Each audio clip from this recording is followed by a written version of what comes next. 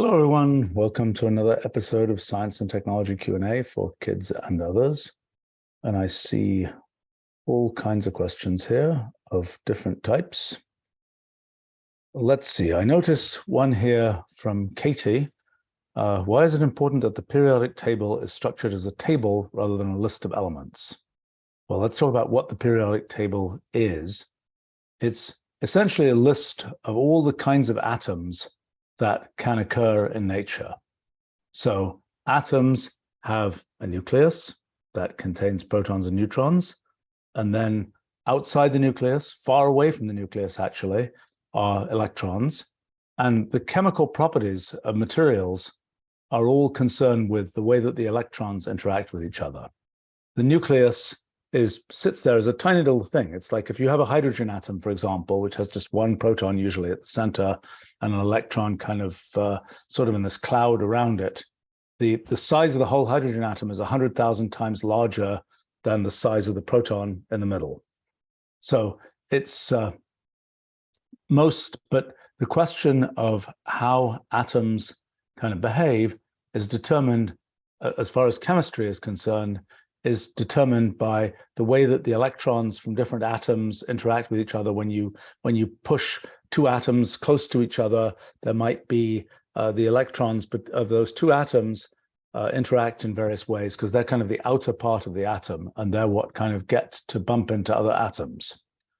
Well, the big thing that determines how atoms behave is how many electrons they have. Do they have just one electron, two, up to, in the case of the elements that are reasonably stable, up to 92 electrons. Well, the thing that determines when you have just an atom sitting there on its own, an atom of some particular chemical element, what the nucleus of the atom will have a certain number of protons, a certain number of neutrons also. The protons have an electric charge of +1 unit. Electrons always have an electric charge of -1 unit. So in an ordinary neutral atom, just isolated, separated from everything else, you'll have an equal number of protons and electrons. So for example, for hydrogen, it's got one proton in the center, and that means it has one electron normally. And helium has two protons in the center, so two electrons normally. And so then the question is, what determines the properties of atoms in terms of their chemical interactions? That is, atoms just sort of sitting next to each other with their electron clouds kind of touching. That's determined by the number of electrons in the atom. And the whole story of chemistry is the story of how different kind of clouds of electrons from different atoms interact with each other, whether it's in making water, H2O, for example, that has an oxygen atom, and that has a couple of hydrogen atoms, and the kind of electrons of the hydrogen atoms interact with the electrons in the oxygen atom. Okay, so there's a very typical question, which is sort of how roughly are the electrons arranged around the atom? And electrons get arranged in what are called shells, and it's a little bit, there's a bit of sort of conflict between the very abstract way of talking about it that's kind of more kind of scientifically correct, and the way of talking about it that's easier to understand and that works just fine for most of the kind of reasoning you have to do in thinking about how chemistry works. But let me talk about the kind of more scientifically correct version of it first. The first thing to understand is that an electron is, well, in traditional physics, people have thought that electrons are just perfect geometrical points of zero size. Protons are not. Protons, everybody knows, well, people know that a proton is 1,000th trillionth of a meter across, 10 to the minus 15 meters across. That's the size of a proton. It's got quarks and all kinds of other stuff inside it. It's got a definite substructure. But electrons, so far as people have been able to tell, electrons are just points with nothing inside them. And what we know right now is electrons are certainly smaller than 10 to the minus 21 meters across. Well, in the theory of physics that I've been involved in developing the last few years, electrons are no longer thought of as precise geometrical points. They actually have a substructure, but their substructure might be at 10 to the minus 90 meters, or something as tiny as that. So really, really tiny compared to everything else we're dealing with. So electrons as individual things they're like point objects. But when it's very hard to pin down an electron, it's very hard to know, oh, the electron is right here and it isn't somewhere else. And this is kind of partly the story of quantum mechanics, that quantum mechanics kind of says you don't actually know precisely where things are or what things are doing. You just have a whole collection of possibilities. And only when you kind of observe it, only when you choose to make a measurement, are you actually sort of, in some sense, nailing down, well, this is the definite place where it showed up right now. So what happens in an atom is that there are electrons, and each individual electron is like really, really tiny, but knowing where each electron is, you don't really know. So you kind of think of the electron as being in this kind of cloud of electronness. And if you really poked it in the right way, you could say, well, right now when I poked it, the electron is right here. And it's not quite a question of, oh, right now it's here and now, and then it will be somewhere else later. It's really a one-shot thing. And that comes up in our theory of physics, because in fact, the whole universe is branching into multiple different histories. One history in which the electron is in this place, one history in which it's in that place. And when you kind of think to measure it, your mind is effectively picking a particular history, more or less. And so that's kind of how it works. It's not like it was first there, then it's there. It's like it's in all those places. But when we choose to measure it, when we decide this is our measurement, our mind is kind of homing in on one of those possible branches. But in any case, so in the usual kind of theory of physics that's existed for about the last 100 years, there's this notion of a so-called electron wave function. The electron wave function is essentially giving you the more or less the probability that an electron is at a particular position in, for example, an atom.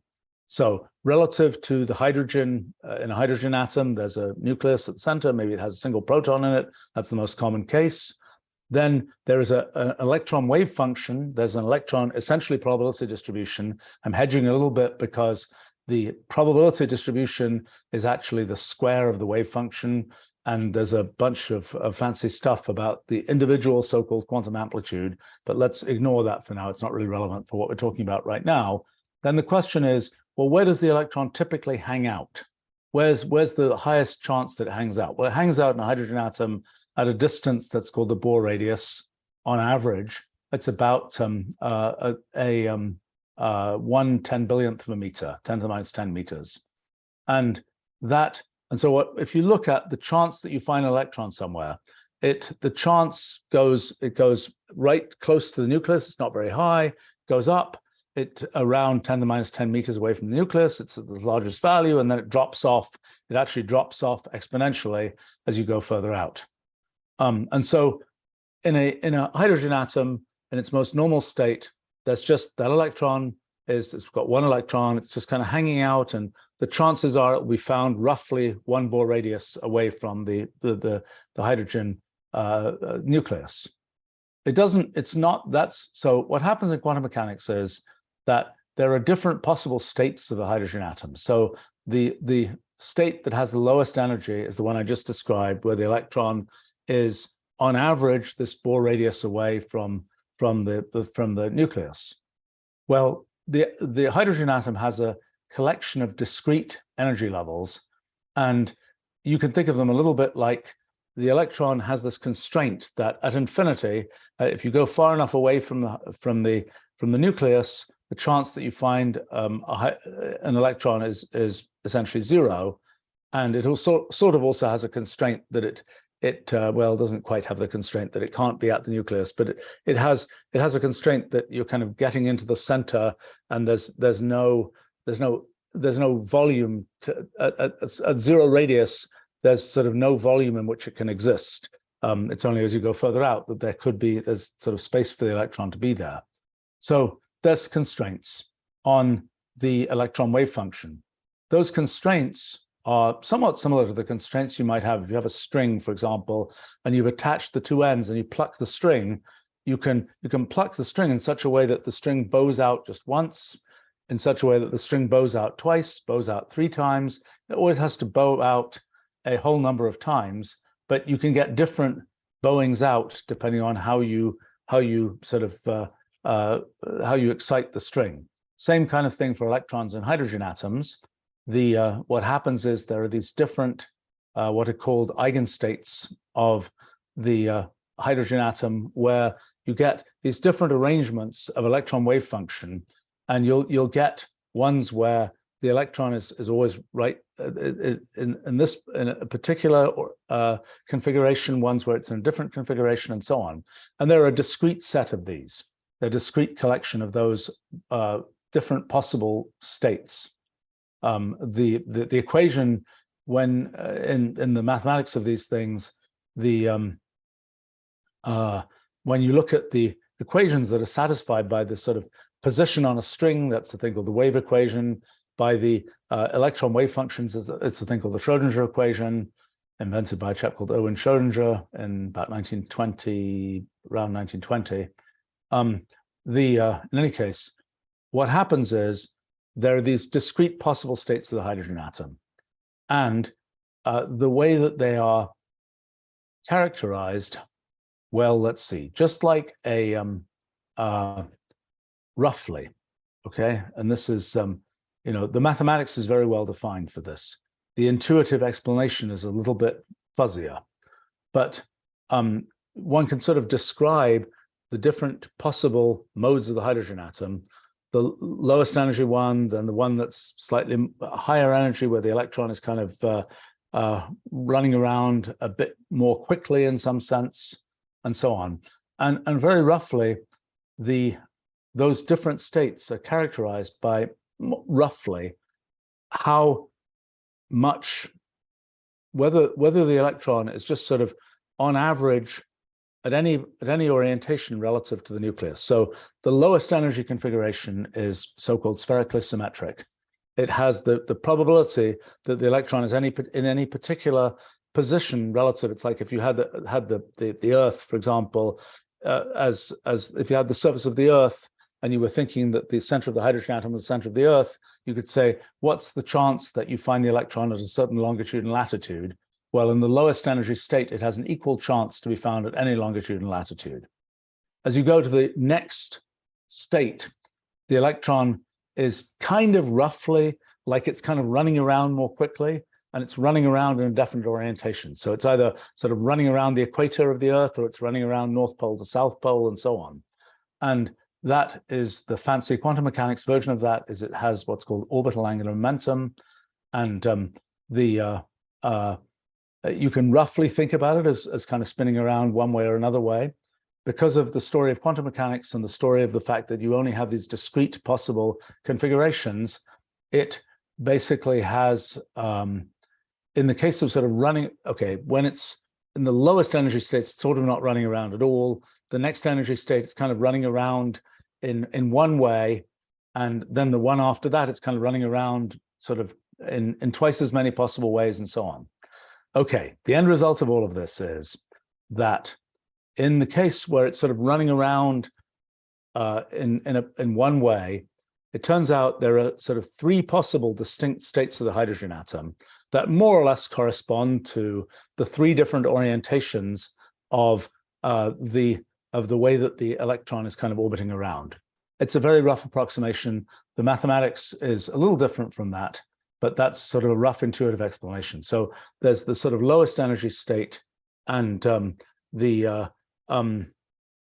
lowest energy state, it's kind of all directions are equivalent.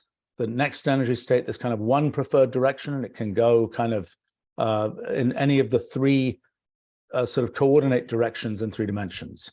Okay, then you get to the next state, and it has 5 possible, that there are 5 possible configurations, so to speak. The next one, there are 7, and so on. Goes up by odd numbers. Now, you might be trying to ask me to give an intuitive explanation. Ooh, let's see. The mathematics is not, well, I can say the words of what's actually going on. These are, well, different ways to say it. I mean, they're the representation of the rotation group. They are different. Let's not go down that path. I can explain that if people are interested. I can explain why it goes up by odd numbers and so on. But the basic bottom line is there are the number of possible configurations of an electron with the lowest energy, 1, with its next higher energy is 3, next one is 5, next one is 7. Okay. So that's how that works. Those are, okay, the next important fact is a thing called the exclusion principle, which says that if you're putting more electrons, if instead of one looking at a hydrogen atom, one looks at a carbon atom, for example, with 6 protons in its nucleus and 6 electrons, that would sort of naturally be in its around it. Did I get that right? Let's see. Hydrogen, helium, lithium, beryllium, boron, carbon. Yes, carbon is 6. Nitrogen, oxygen, fluorine, neon, etc. So in the case of a carbon atom, there are 6 electrons that you have to kind of put into these different possible states. So there'll be electrons that are in that lowest energy state, and then you can put electrons into other states. Okay, important fact about electrons. They don't like each other in the following sense.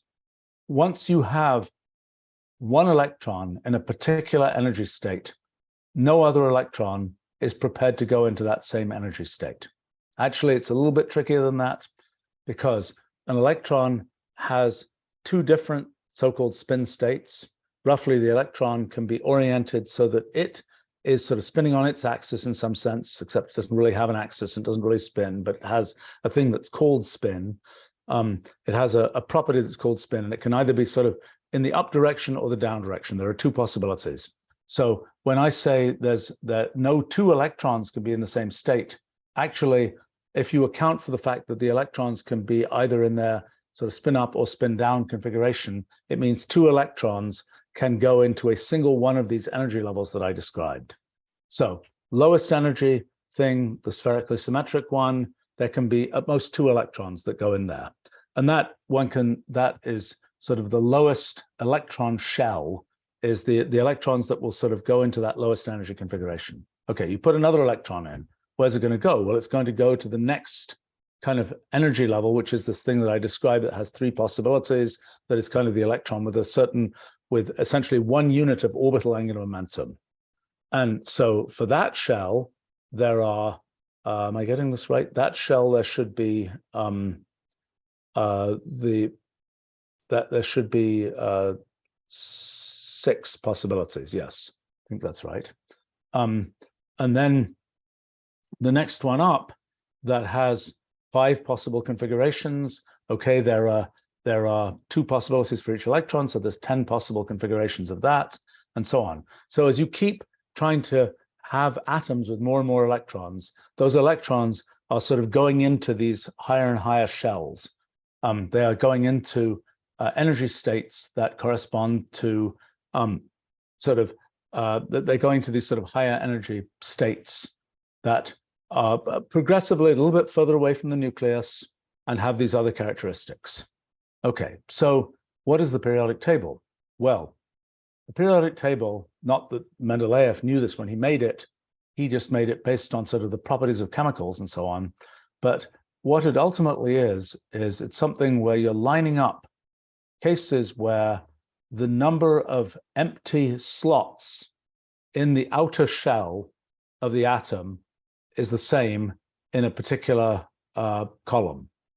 And why is that important? Well, because in the chemistry of atoms, what matters is these atoms kind of bumping into each other and trying to form so-called bonds. Bonds, the most common kind of bonds, so-called covalent bonds, come about because essentially electrons in these 2 atoms are kind of getting exchanged with each other. And that happens because there's kind of a in this outer shell, kind of an electron from the other atom could go, if there's a hole in that outer shell, if it isn't quite full, then an electron from the other atom can kind of like spend a little bit of its time, if those atoms are right next to each other, can spend a little bit of its time in the position of the place where it would be for the other atom. But if the shell is filled, then there sort of isn't a place for another electron to get in and kind of have the that other atom sort of poke its electron into the electron cloud of the other atom. So when you have a closed shell, it's kind of very hard to have a chemical reaction with something that has a closed electron shell. And in other words, when all the slots are filled, the only way that you can sort of add an electron to that atom is to go to the next shell, which requires you to have a higher energy electron and so on. So that means that atoms that have closed shells tend to be pretty non-reactive. And if you look in a periodic table, on the right-hand side of the periodic table are the noble gases, which are helium, neon, krypton, xenon. Am I missing one? I think those are, am I missing one? I may be missing one. But in any case, those atoms correspond to the filled shells, to cases where the number of electrons is enough to fill a shell. And those atoms are not reactive because another atom, when it comes near it, can't poke one of its electrons into a sort of an empty space in the electron shell. So in general, there's this notion of valence, and valence is kind of the number of holes. Thank you. Somebody pointed at argon. I forgot argon. My apologies. In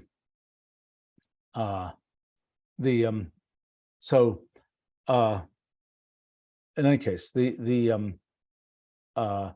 this question of sort of how many holes are there in the outer electron shell is what determines kind of how much poking there can be from another atom, and roughly that ends up determining the so-called valence of the let's see, I think that the way to think about this probably is maybe the other way around, of kind of how many electrons are there kind of hanging out in that outer shell where there's still holes left in the outer shell. But in any case, so hydrogen has valence 1, carbon has valence 4, for example, etc. And that determines that's sort of basic chemistry, determining kind of what chemical compounds are easy to make.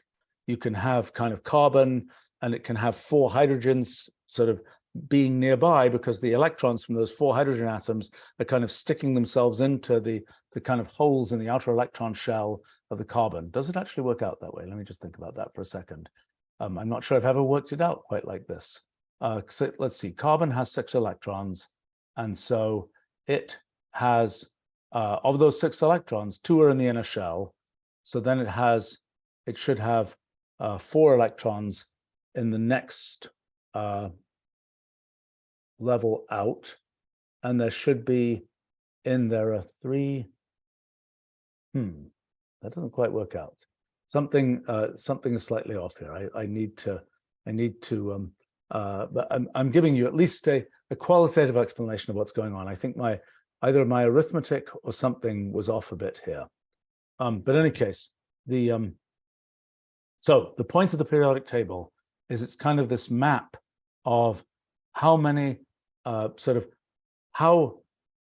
many spaces there are and how many extra electrons there are in this kind of outer electron shell for each kind of atom. And that determines kind of how those atoms will interact with other atoms, because it's the outside of the electron, of the sort of electron cloud, that bumps up against other atoms and is important for chemistry. And so the arrangement of the periodic table is all about that. And the reason, you see the thing has sort of a small number of, on the successive rows, correspond to the filling of successive electron shells. And so at the very top, you've got kind of hydrogen, helium. That's the very first electron shell, and there's just 2 elements there. Then you get to the next electron shell, and you should have more elements across. And I'm not visualizing my periodic table very well. And that's the next electron shell, and you keep going down. And of course, when as the number of electrons that fit in the electron shells go up, it means you have to have more and more and more things across the periodic table to represent all the different possible numbers of things that can be missing in these electron shells.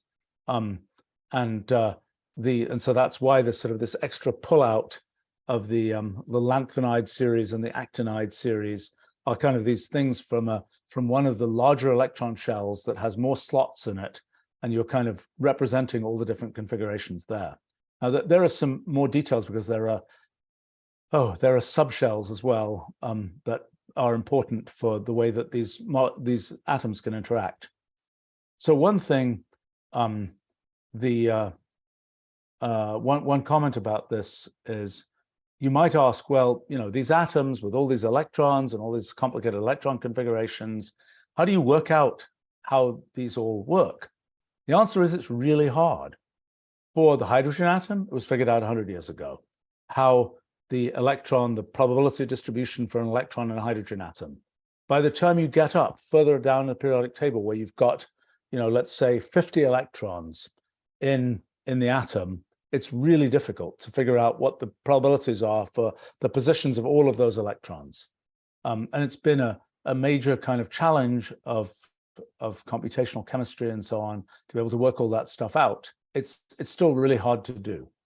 And the thing that, and the reason it's hard to do is if it was just asking where is a single electron going to be in sort of the excited states of a hydrogen atom, that's easy.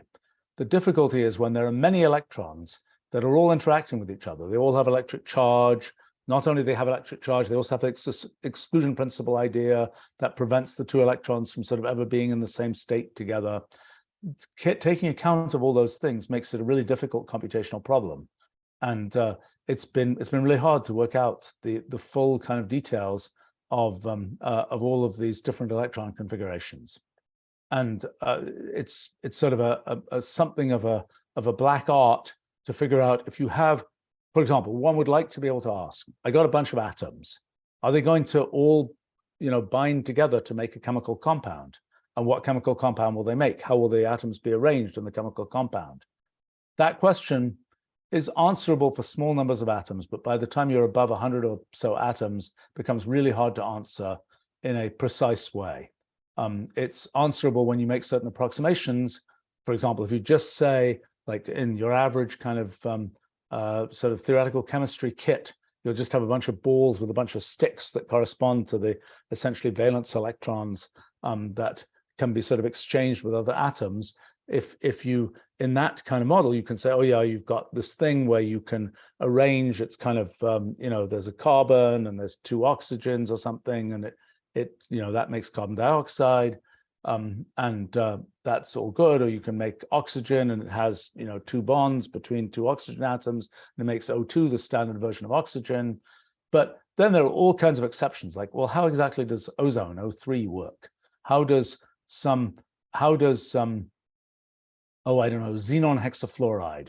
It's a compound of xenon. Xenon is a noble gas, which supposedly doesn't make compounds because it just has this closed shell and so on. There are all kinds of weird exceptions.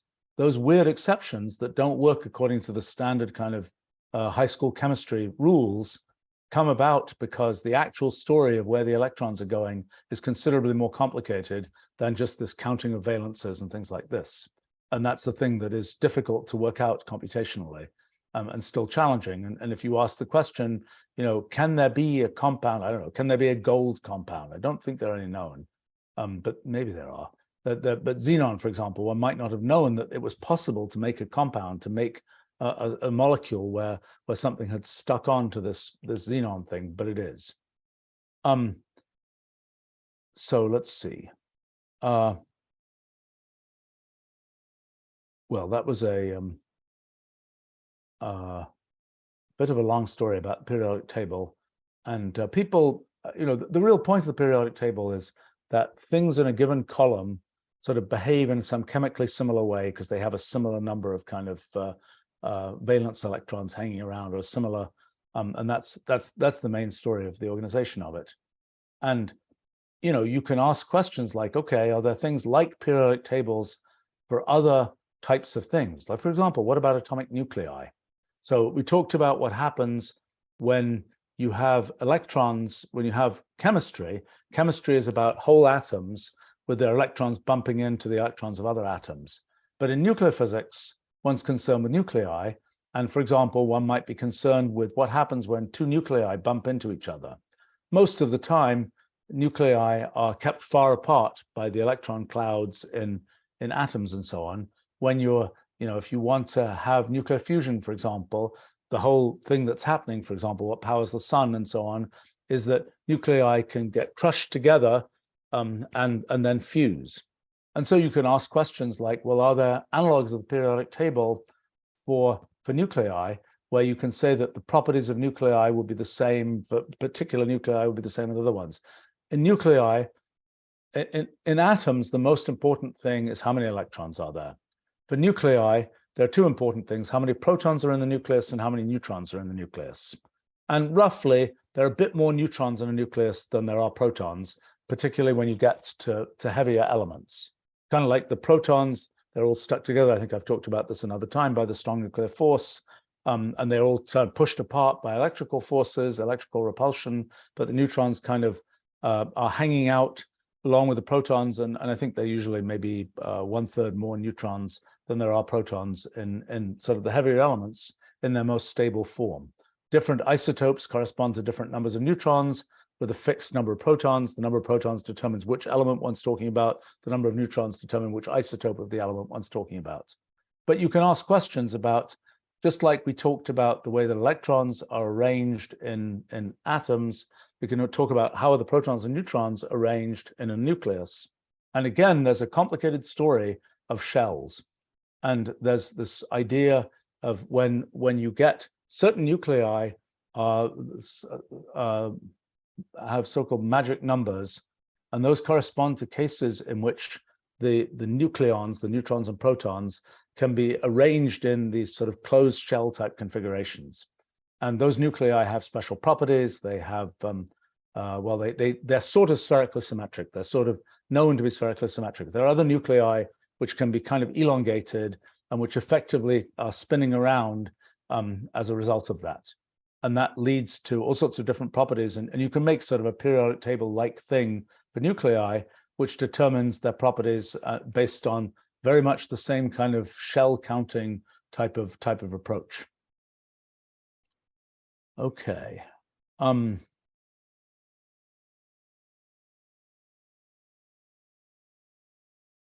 Well, Rudo is asking, is the periodic table just the table for the current state? Talking about the Big Bang and other things. All right, let's talk briefly about that. So there are, well, give or take, there are about 92 stable elements, actually a little bit less than that. So remember the elements going hydrogen, helium, lithium, beryllium, boron, etc., progressively more protons. For each element, there may be many different isotopes, many different numbers of neutrons that can exist in the nucleus.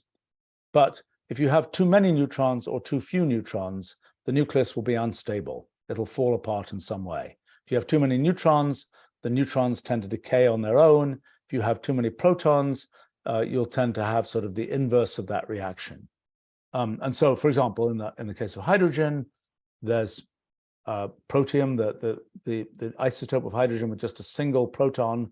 There's deuterium, which is the isotope of hydrogen with a proton and a neutron. Then there's tritium, a proton and two neutrons.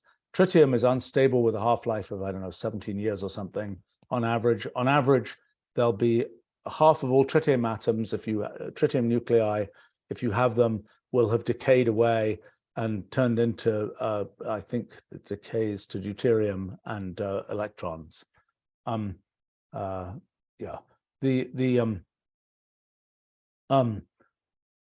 no, it decays. What does it decay to?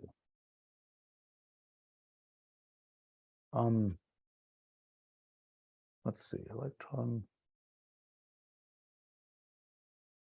I'm not sure. Okay, in any case, it decays. One of the neutrons turns into a proton, an electron, and an antineutrino, but that leaves it with two protons and a neutron, and that's not stable. So I don't know quite what happens next. Oh, yes, it is. I'm sorry, that is. It's helium-3. That's correct. That's what it decays to. In any case, the thing that when you put in more, to have a given number of protons, a given element, there's the question of, are there a number of neutrons that you can put in so that you will get a stable isotope of that element?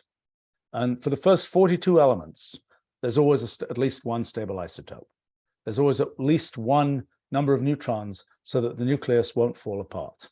Sometimes there are several, sometimes there will be 10 or more, but there's always at least one. Till you get to element 43, technetium. Technetium is the first element where there just isn't any stable isotope. There's no way to get a nucleus with 43 protons and any number of neutrons that doesn't unstable and decay radioactively. So 43, there's a sort of hole in the periodic table for an unstable element. There's another one at 60, promethium. And then the next, and that's kind of a weird thing, that there are these sort of low-lying elements that have fairly small numbers of protons that are unstable. Well, then you keep going a long way and you get up to uranium, which is the next one, 92, which is also unstable, although it has isotopes that are stable for billions of years.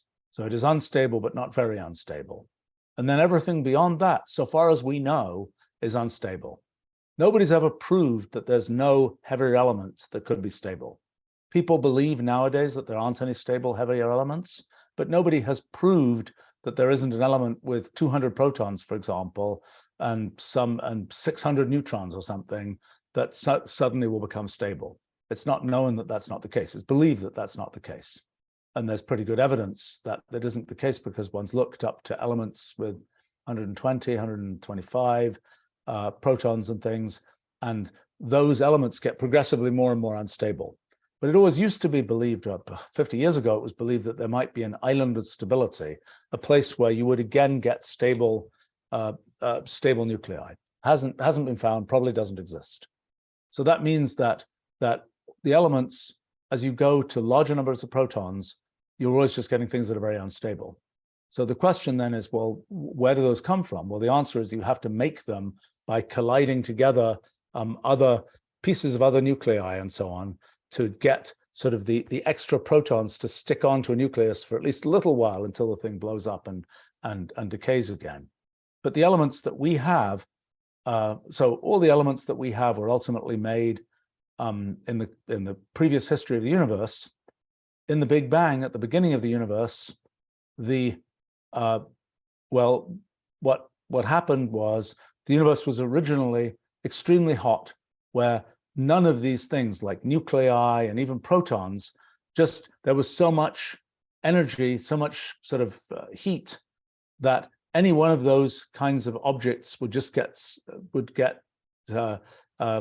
smashed apart. And so all that there was at the very, very beginning of the universe was whatever the most elementary possible particles are. Actually, in our model of physics, it's a little bit more elaborate than that. The beginning of the universe, not only were kind of all the particles broken up, but so was space. And in fact, space, instead of behaving as three-dimensionally as it does now in our models of physics, space space was infinite dimensional, we think, and space itself was very kind of bubbling around and not stable in any way. As it sort of cooled down, these little sort of lumps of features of space that turn into particles could be identified, and then it kind of went on from there. And so before about 1 microsecond after the beginning of the universe, millionth of a second after the beginning of the universe, there was probably, at most, you would be able to identify some electrons, some quarks, and they're all sort of bouncing around. Then, as the universe sort of got a little bit colder, the quarks would kind of, form into protons, for example. The electrons are still bubbling around on their own. At about 1 second after the beginning of the universe was the possibility of nuclei forming. That was the time at which the temperature of the universe was low enough that if some protons and neutrons stuck together, they wouldn't be blown apart by heat associated with the sort of the heat of the universe, so to speak.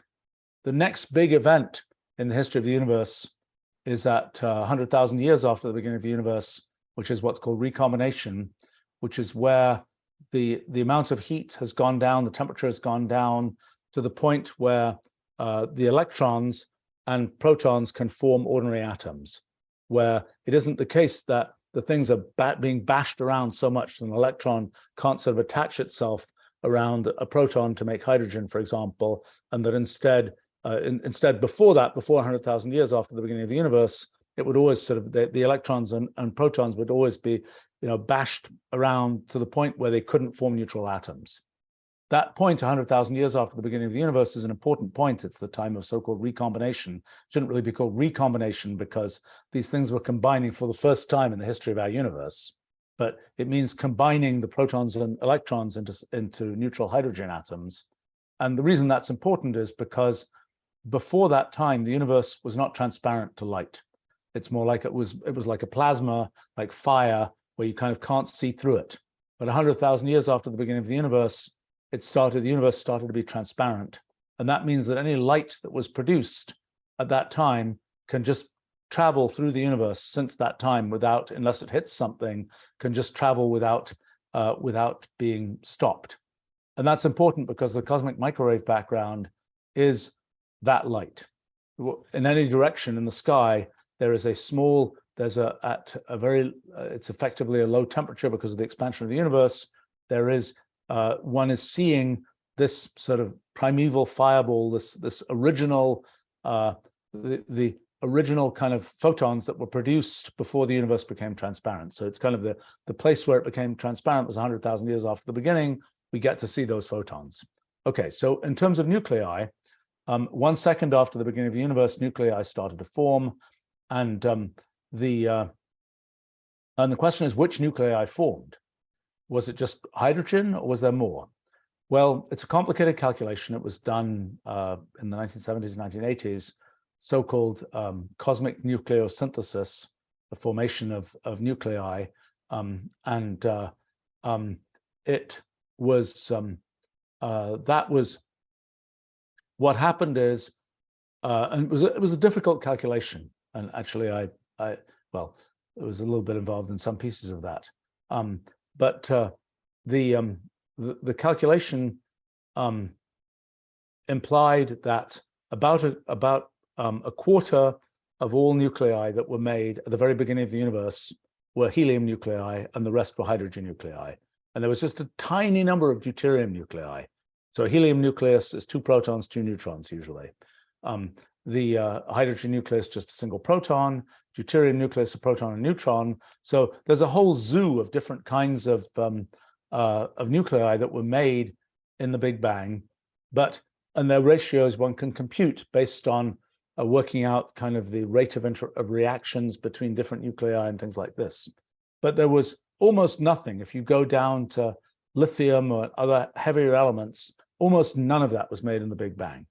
According to the calculations one can make about the density of material and so on, and how often nuclei would run into each other, all those kinds of things. Almost nothing beyond, well, maybe lithium was made in the Big Bang.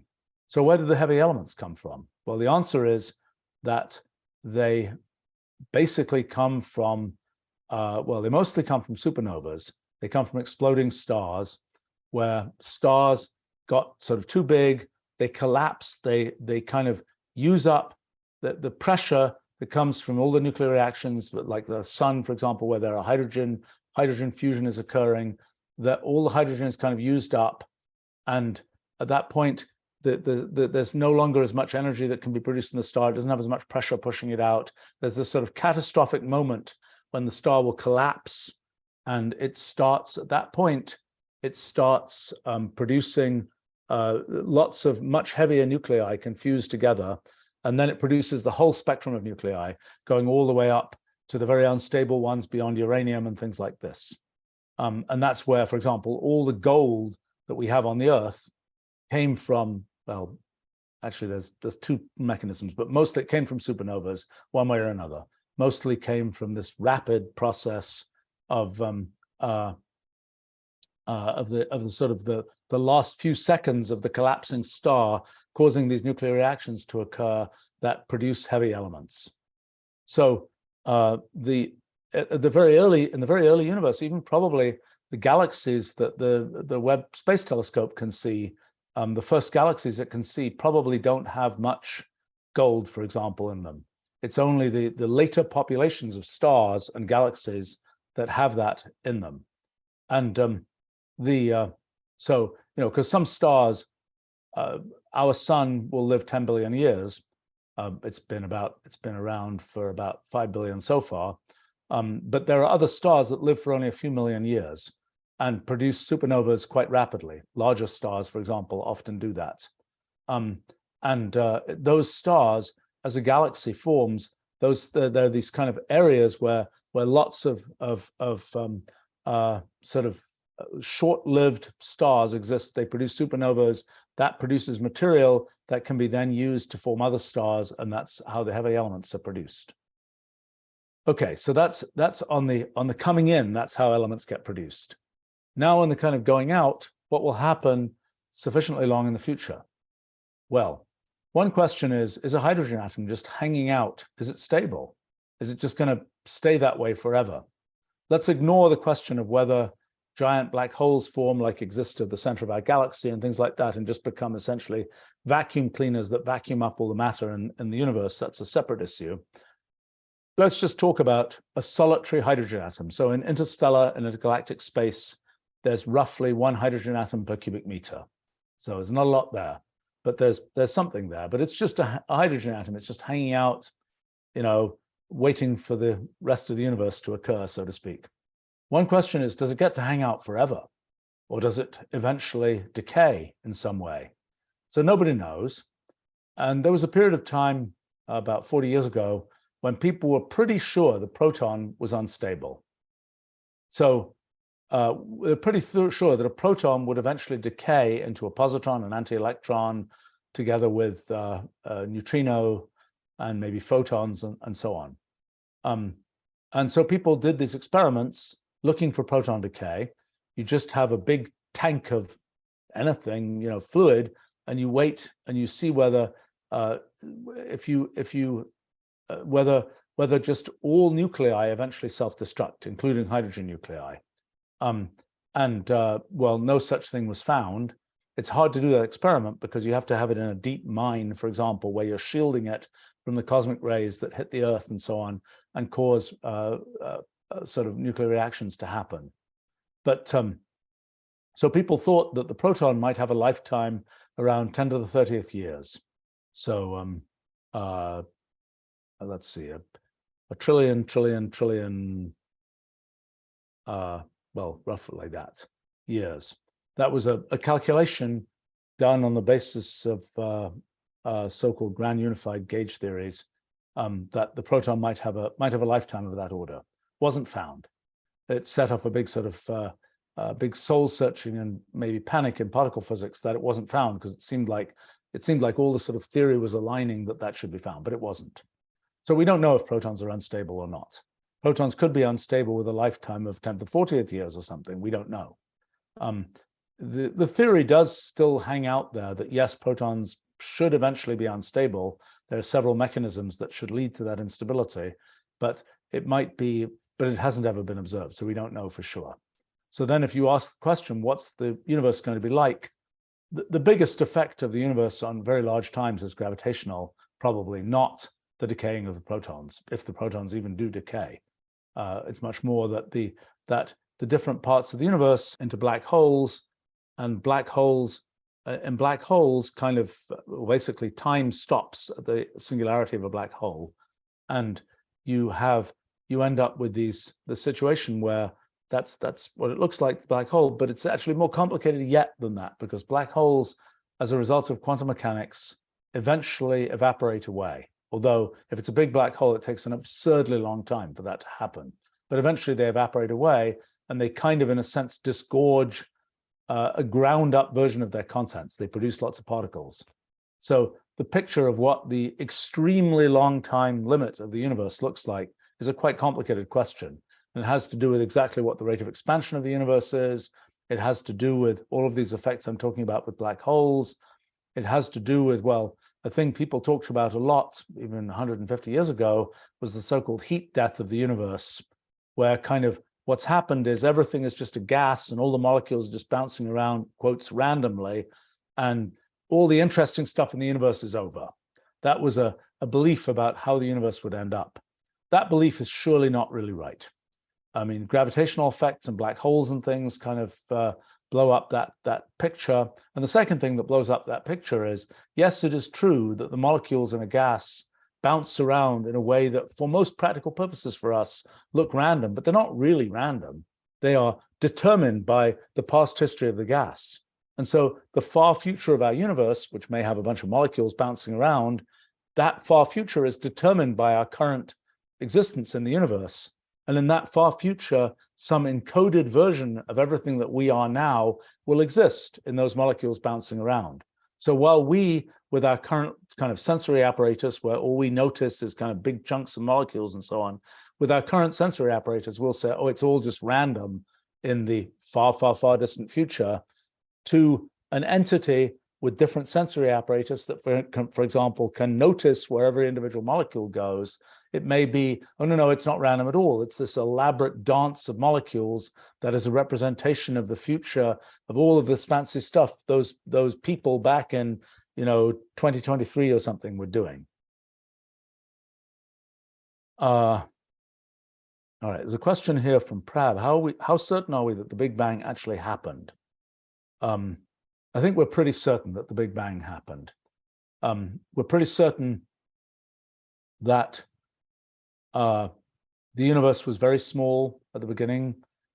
We're pretty certain back to the time of recombination, 100,000 years after the beginning, that at that time the universe was hot.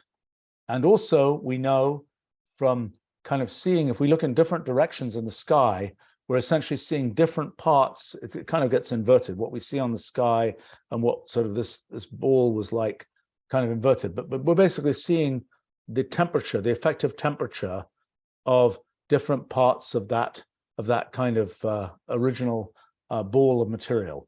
It's a little bit difficult to say ball of material because it's a ball of material that is the whole universe. It's not expanding into something empty. It is the universe all sort of in that ball. But in any case, we can look at the cosmic microwave background and we can see just what is the temperature in different directions. And we can see there's about 1/1000 of a degree difference in different places as of what the temperature is. It makes a very elaborate pattern on the sky. And what those fluctuations are like, well, they're partly explained. They're partly, and those are explained by features of kind of what happens in the gravitational processes in the very early universe. It could be that hiding in those wiggles in the cosmic microwave background is evidence for something associated with our recent theory of physics.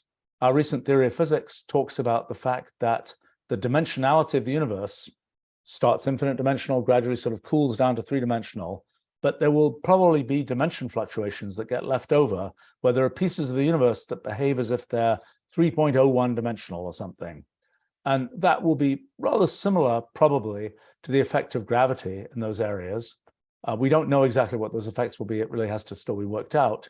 But possibly hiding in the details of the cosmic microwave background are features, fluctuations in the temperature of the microwave background that could be a sign of dimension fluctuations and could show us that things about how this theory of ours works, which will be pretty exciting. But we have a pretty good understanding of sort of why the cosmic microwave background is something, at 100,000 years, we pretty much seem to have a good understanding of that. Now, there were some mysteries earlier on. Like, for example, one of the things about the universe is that, in a sense, we look in one direction in the universe, we see a bunch of galaxies, we see other things. We look in the other direction in the universe, we see something that's kind of comparable to what we see in the first direction. And if we look at the cosmic microwave background, yeah, it might differ by 1/1000 of a degree out of 2.7 degrees, 2.7. It's the effective temperature now is 2.7 kelvins, 2.7 degrees above absolute zero. Originally, it was 6,000 degrees, roughly 6,000, about 4,000, somewhere in that, a few thousand degrees at the time of recombination. But the expansion of the universe has caused the effective temperature to be much lower now. So but in any case, what we see roughly is that the effective temperature looking in one direction in the universe is about the same within a thousandth of a degree, let's say, with the effective temperature looking in the other direction. But yet, that might seem very mysterious, because how could it be the case that those looking in photons coming from those two directions, those photons have never had a chance to interact before. Those photons coming from those two different interactions, the first time they're at the same place is when they hit our eyes, so to speak. They never interacted before. At least that's the most obvious picture. And so there's there's sort of this question of how come the universe knows to be homogeneous, uniform, given that it didn't get to interact. You know, if you have a box of gas, for example, then if you have more gas over on one side of the box than over on the other side of the box, it'll eventually equilibrate and get to be roughly equal densities of the gas in the box. But it'll do that because molecules from one side bounce over to the other side, they bounce back. The whole box, the molecules are able to travel from one side to the other and all interact. But if you're dealing with the early universe, it can be the case that there's a part of it that just never had a chance to interact with another part of the universe, at least if there wasn't something sort of funky going on. Well, the question of whether there could be some mechanism for interaction, one of the popular ideas is this idea of inflation. Actually, that idea, I think, the very first place it appeared very early, at least in a footnote to a paper I wrote with another person back in 1979 or so. But for various reasons, we didn't believe that the amount of inflation would be enough to have we knew that it would have an interesting effect on the homogeneity of the universe, but we didn't think that the effect, it requires kind of supercooling the universe to the point where there are things that should have happened. It's kind of like if you have some water and you cool it down below 0 degrees centigrade, and you keep, wiggling the water around maybe, or you keep the water really, really still, you might not form ice. But as soon as there's a little nucleus of ice that forms, kaboom, the whole volume of water will turn to ice. But there is an ability to supercool things as well as to superheat things. You can have water that is above its boiling point, and until it nucleates, until you get the sort of bubble, you don't start to get steam formed. So you can have this supercooling process where you have taken something like water, cooled it below its freezing point. It doesn't start to actually freeze until some little sort of freezing nucleus, which could be a grain of dust, could be all sorts of things, shows up. So the question was, could the universe be supercooled? And if it could be, and there was no inhomogeneity, gravitational inhomogeneity, for example, in the universe, you could potentially supercool it, but you have to supercool it over a huge range of temperatures. And if you did that, then the properties of the universe would be very different. The universe would behave as if it has, weird negative mass stuff in it and all kinds of weird stuff. And the universe would have a period of very, very rapid expansion, and that would explain this whole question about why different parts of the universe can kind of see each other, because they were sort of in contact back before this exponential expansion and so on. This is a theory that I must say has gotten very ornate over the years, and people have had to add all kinds of different features and extra particles and all sorts of things that haven't been seen, and their slow roll inflation and inflatons and just a whole bunch of stuff. And usually when you look at scientific theories, one of the things is you've got a certain set of things to explain, and you've got a certain set of things you put into the theory. You win when the number of things you put into the theory is really small compared to the number of things the theory explains. What's happened with inflation, I'm afraid, is not really that. It's gone the other way. It's been, in order to explain what you see, you have to pour in all of this weird things, and you keep on patching things and so on. It doesn't, to me, it doesn't have the right vibe to be a correct theory. So, in fact, in our physics project, one of the nice things that comes out is that there is a theory of how homogeneity happens in the universe. And it happens because the universe was originally infinite dimensional. And that means, and you can think about the universe, it's as a big sort of graph. It has a bunch of points in space. And these points, they're not actually defined by a position in space. They're just defined by how they're connected to other points. So you form this big graph. And that graph, in effect, effectively defines the structure of space. So if the graph happened to connect everything to 4 nearest neighbors and each one of those to 4 nearest neighbors and so on in a grid, it will be sort of an effectively two-dimensional space. If at the beginning, every node was basically connected to every other node, that's effectively an infinite dimensional space. As you get fewer nodes connected to a given node, you get basically lower dimensional space.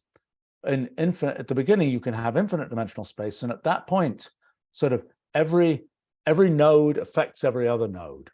And so that means that sort of explains why one side of the universe, what's now one side of the universe, was in that infinite dimensional state, something that was infinitely close to every other part of the universe. And that means that this fact that the different features of the universe are comparable on all sort of sides is very unsurprising in that picture, because the whole universe was just connected, one step away from each other in kind of a moment, in one moment of time, so to speak. An effect could move from any part of the universe to any other part of the universe back then. But as the dimension of the universe decreased, that became more and more difficult to be the case, to the point where now there can be that one photon that was, or these two photons which were emitted from sort of different ends of the universe, and they only meet now. But they will have met their precursors, which won't have been photons yet, will have met before, when the universe was infinite dimensional, before the universe kind of cooled down to be finite dimensional. So but we don't know that's what happened. I strongly think that's what happened. But in terms of the sort of basic picture of the universe was hot and small, yes, that really is pretty established at this point. The question of sort of what happens in the very, very early parts of the universe, I would say back to 1 second, maybe even a microsecond, we have pretty good knowledge of what was happening in the universe. The success of calculations of the different abundances of different kinds of isotopes are encouraging. Another phenomenon that was happening in the early universe, I worked on quite a bit many, many years ago, is that why there's more matter than antimatter in the universe. So, just as there are electrons, there are also anti-electrons, positrons. Just as there are protons, there are antiprotons. An antiproton has the same mass as a proton, but it has the opposite charge, opposite electric charge. And that's the general principle of antiparticles. Every electric charge-like thing they have is negative for the antiparticle. So, for example, when two antiparticles meet, they, electron and positron, they will be attracted to each other. Actually, there's even a weird kind of atom called positronium, in which an electron is kind of going around a positron as opposed to an electron. Positronium is much bigger than, bigger than the hydrogen atom. All right, yeah, that's right. In any case, the thing that so in the very, very early universe, there should have been an equal amount of matter and antimatter. There isn't now. Back even 40 years ago, we didn't know whether there were anti-stars or anti-galaxies. It could have been the case that, the Andromeda galaxy could have been made of antimatter. The nearest big spiral galaxy to ours could have been made of antimatter. We didn't know. It could have been the case that half the galaxies, just like, half the galaxies rotate sort of clockwise in some sense, half anti-clockwise in some sense. It could have been the case that they that half the galaxies were matter and half were antimatter. It seems not to be the case. It seems to be the case that matter and antimatter, there is an excess of matter over antimatter by about 1 part in 100 million. So there's about 1 part in 100 million more matter than antimatter in the universe at the point where things like nuclei and then galaxies and all that kind of thing formed. Why is that? Well, nobody knows for sure, but there's a model, which again, I actually worked on back in 1979, 1980, for why this happens. And it's a pretty ornate story that is very connected to proton decay.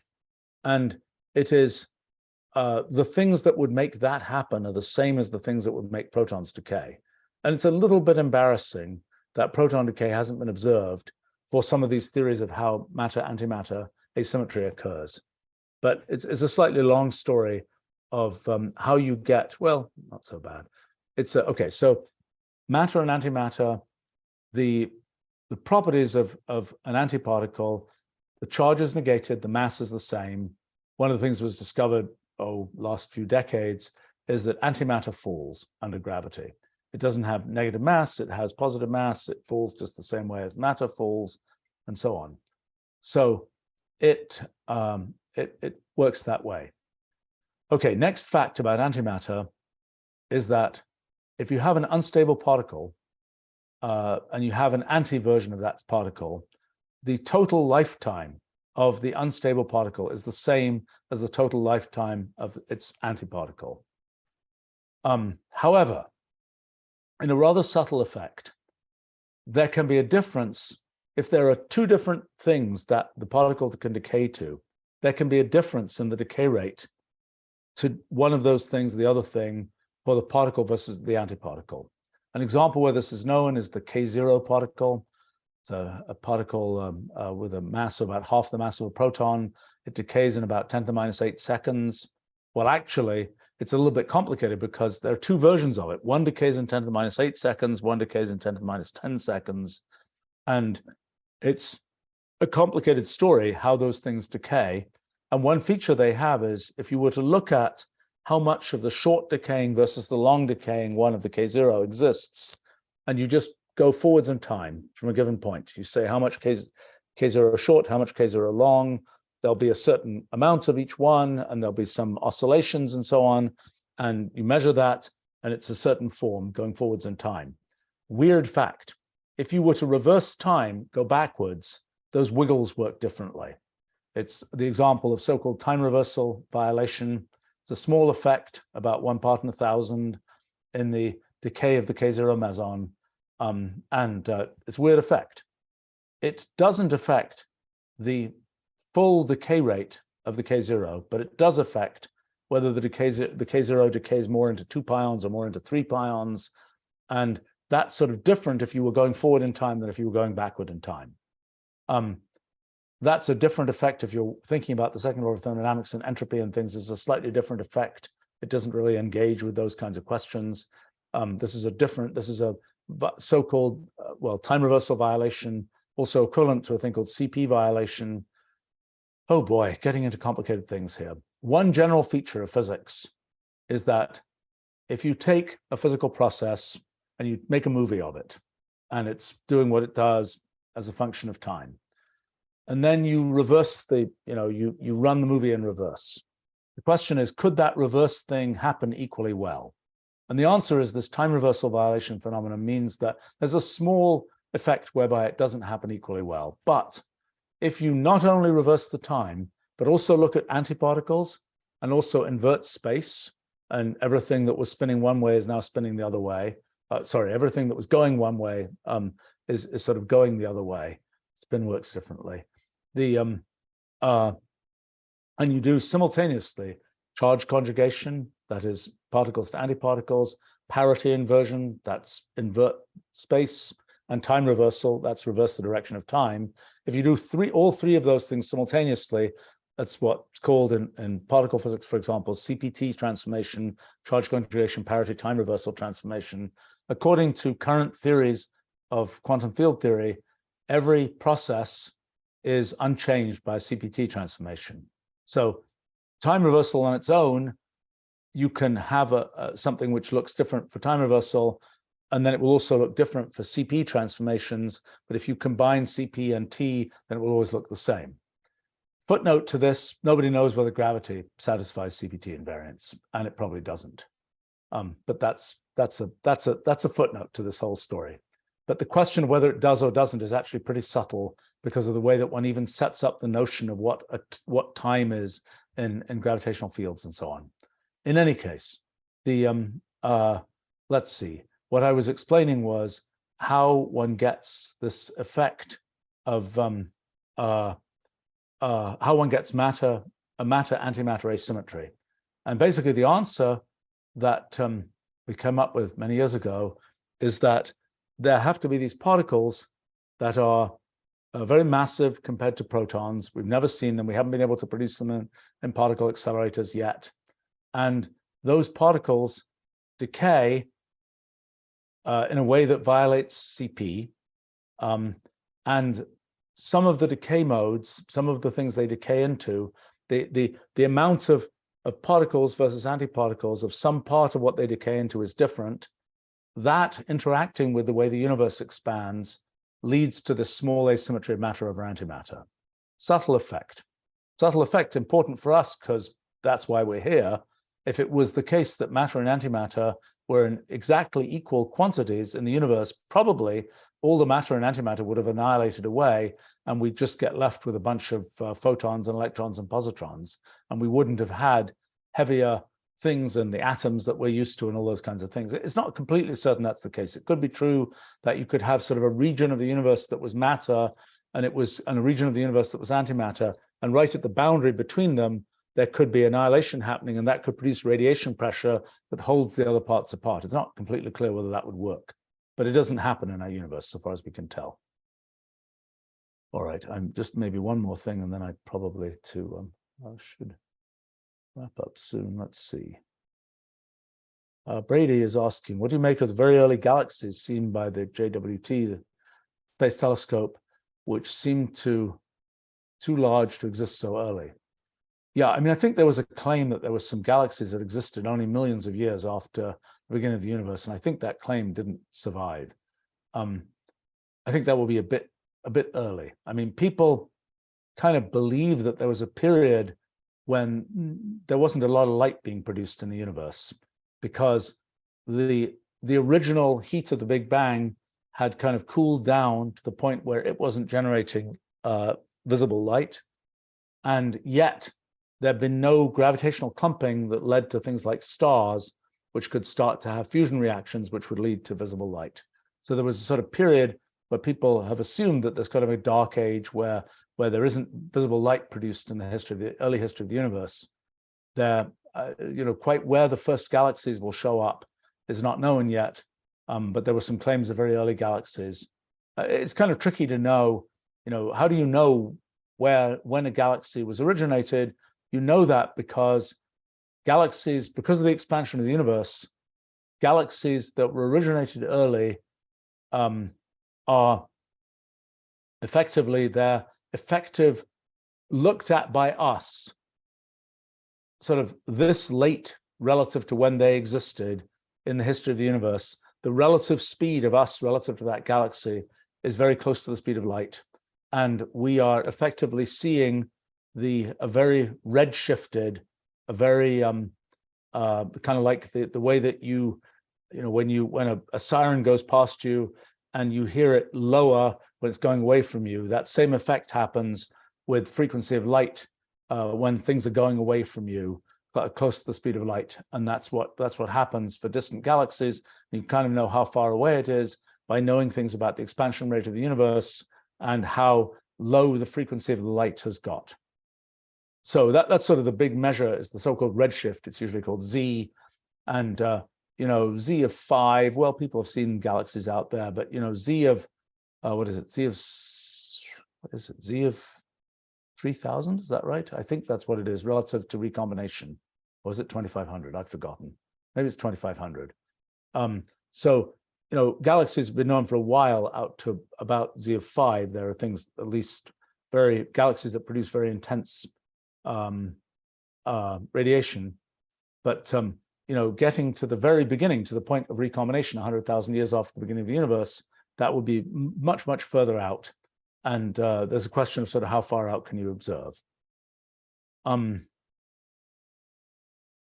Let's see.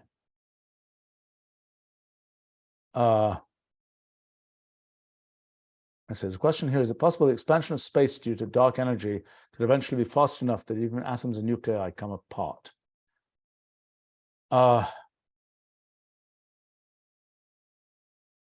Yes.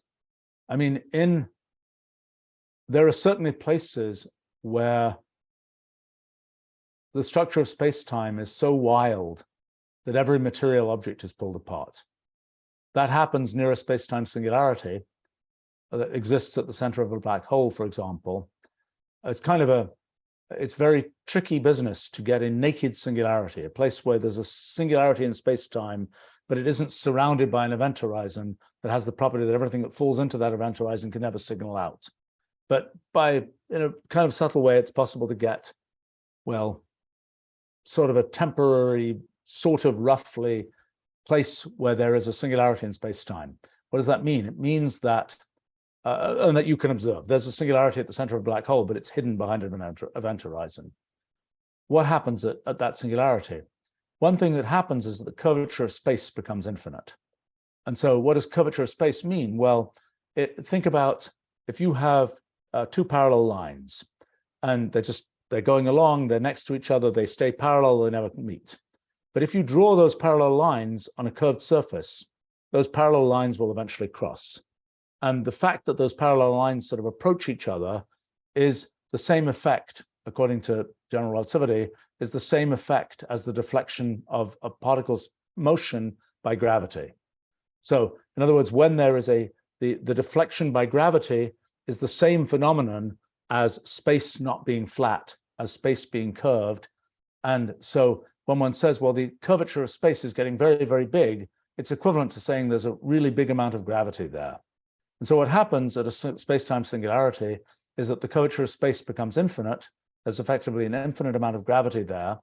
And that means that any material object, including an atom, its pieces will be essentially torn apart because the structure of space in which they exist is being torn apart. So yes, it is true that you can get from a gravitational effect, from gravitational singularity, you can tear apart, you kind of, it's, you know, you might say, well, there's a proton here, there's an electron here, but no, well, actually, where's here? Well, here is getting torn apart because the very structure of space is getting torn apart. And that's actually a clearer thing to see in our models, because you actually see the structure of the graph that represents the structure of space, which is normally kind of bubbling around and rearranging itself and so on. You can actually get pieces of that graph become disconnected. And that's the sort of extreme version of how you can have something where sort of parts are different. So if the electron is on one side of that disconnection, the proton is on the other side, then they are very much torn apart. So, let's see. There's a question here: how is the temperature of the cosmic microwave background measured? Actually, several friends of mine have been involved in doing those measurements. Okay, so the frequencies of light, frequencies of electromagnetic radiation that correspond to the cosmic microwave background are, okay, first point is, if you heat something up, it'll eventually glow red hot. Then it'll glow white hot. Then it'll glow blue hot. What's happening there is there's a relationship between the temperature and the typical frequency of photons, which determines their color, produced by heating something up. So if you heat something up really, really hot, it'll produce X-rays and all kinds of crazy electromagnetic radiation. If you heat something up just a tiny, tiny bit, it'll produce infrared, then it'll produce microwaves, then it'll produce other longer frequency radio waves, and so on. Well, the cosmic microwave background, so for example, an incandescent bulb like the sun, it's heated up to about 6,000 degrees. At 6,000 degrees, you get roughly white light. You get roughly equal amounts of the different colors of light. So the cosmic microwave background, it's effectively heated up to around 2.7 degrees Kelvin, 2.7 kelvins, 2.7 degrees above absolute zero. And so it produces a certain frequency of electromagnetic radiation that is in the microwave range. It's radio frequency radiation. The cosmic microwave background was discovered around 1964, if I remember correctly, when people at Bell Labs were trying to set up kind of microwave communications with satellites. And so they had they had this whole assembly, and they were trying to transmit signals to satellites. They were very early satellites, mostly, I think, just these mylar balloons that would reflect radio waves. And they noticed that excuse me.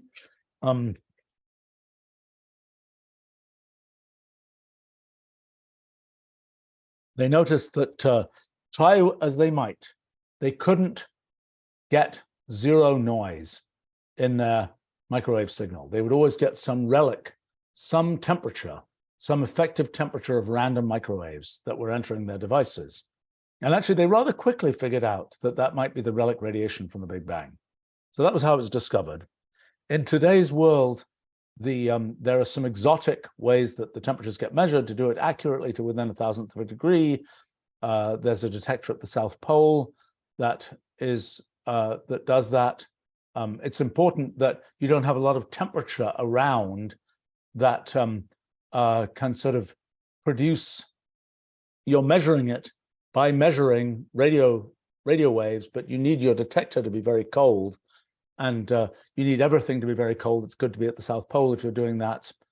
Even better is to be in space. There's a satellite called the Planck satellite that is at the Lagrange point in the Earth, Moon, Sun system. So that's the place where it's, let's see, which Lagrange point is it at? I think it's at the one that is kind of the one that's away from the Earth in an equilateral triangle with the Sun. It's sensitively capable of measuring the cosmic microwave background. And actually, a friend of mine built some of the equipment for that. And it's one of these things where if you have your equipment at the Lagrange point in the Earth, Moon, Sun system, unless it becomes a tourist attraction, it's just hanging out there for billions of years. And so, you know, if you kind of sign your little piece of apparatus there, it's kind of your signature is out there for billions of years, which is kind of fun. All right, I think I probably have to wrap up here, although there are a bunch of interesting questions about, yeah, I don't think I can address these right now. Well, all right, we had a cosmology and, well, we had a chemistry and cosmology day today. I never know what's going to come up here. It's always fun for me, and hope you all find it interesting. We've talked about very different kinds of things in different times here. I've kind of had the idea that I might try and make these a little bit more definite one topic kinds of things, because it's easier if people want to find these sometime in the future. To find stuff about a particular topic might be easier then, but we'll see. Well, thanks for joining me, and see you again another time. Bye for now.